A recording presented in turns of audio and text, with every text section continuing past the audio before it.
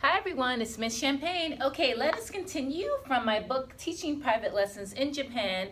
And today we're going to start with chapter 6, which is called Students to Reconsider.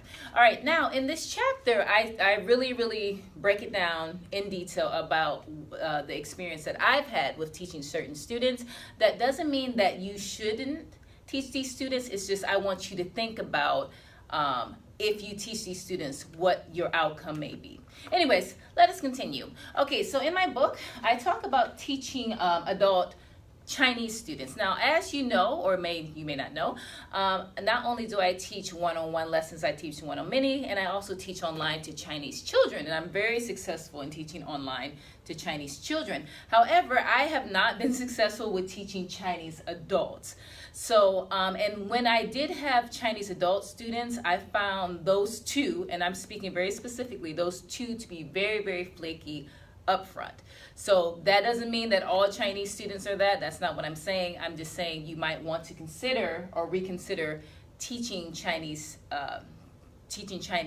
students, just to make sure, once again, that you have the income you need from that student.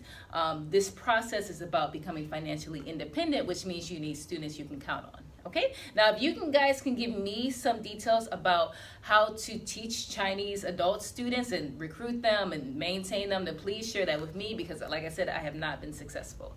Okay, the next students would be the Korean adult students. Now I've had, I believe I've had one Korean adult student, and this is very specific towards her. Now, although she was very nice, I found her to also be very flaky. And another thing that I've noticed with Koreans in Japan, and I'm speaking very specifically because I taught at a school that also had Korean teachers, they would go home very often because Korea is just like a 2-hour flight. So they would go home to visit her family, and that's great. I would probably do the same thing. But in terms of teaching, you need students who are here because you need to have a steady income. So that's why I'm saying maybe you might want to reconsider teaching Korean adults, or you might just need to ask them, listen, how often are you going to go home so I can know if I'm able to teach you or not, okay? Now, moving on, Korean teenagers. Now, I've taught 2 Korean teenagers as private students. They were excellent. I absolutely love teaching them. The only problem is that with Korean moms, I love Korean moms. Korean moms are hardcore when it comes to education. So my Korean moms actually make their kids go to Juku, which is cram school. So after about, let's say, 8 months to a year, they weren't able to take my class anymore.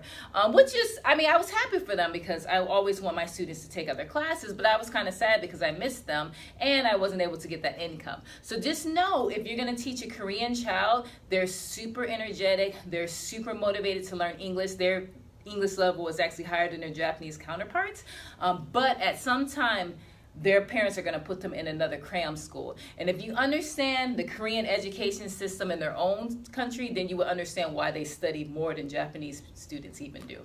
All right, next would be entitled Japanese mothers. Now, I talk about this in detail in the book, and I gave an example. Now, when I say entitled, what I mean is a mother, and this doesn't even have to be a Japanese mother because I've also taught Russian students as well, and that mother was also entitled. I feel that Japan kind of gives, like in this industry, it kind of gives like the mothers an entitlement. And I could speak about a whole, I might do that on my radio show to really get into it. I don't want to do it right now. But you have to be aware of entitled Japanese mothers. Now, for example, I used to teach in Tokorozawa, which is in Saitama, which is like an hour and a half from Tokyo. And I had been teaching these kids for three years. And the mother had changed the schedule a couple of times. And then she wanted me to come like at 7:30. And I'm like, listen, it takes 3 hours to get there in total, and then I'm teaching your kids for 2.5 hours. I have to come back home. I have another job to do. So it was that, and another thing is that she didn't want me to teach the kids for 50 minutes. She wanted me to teach them for 40 minutes.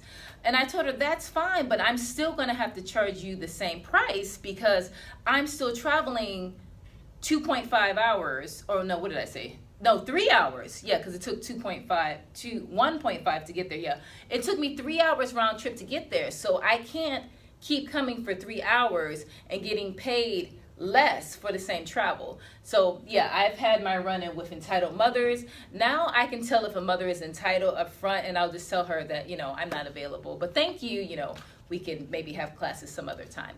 Okay, so these are some students you might want to consider. Now, reconsider. Now, this doesn't mean don't teach them. That's not what I'm saying at all. I'm just wanting you to think about how reliable these students are. Remember, this is your income we're talking about, okay?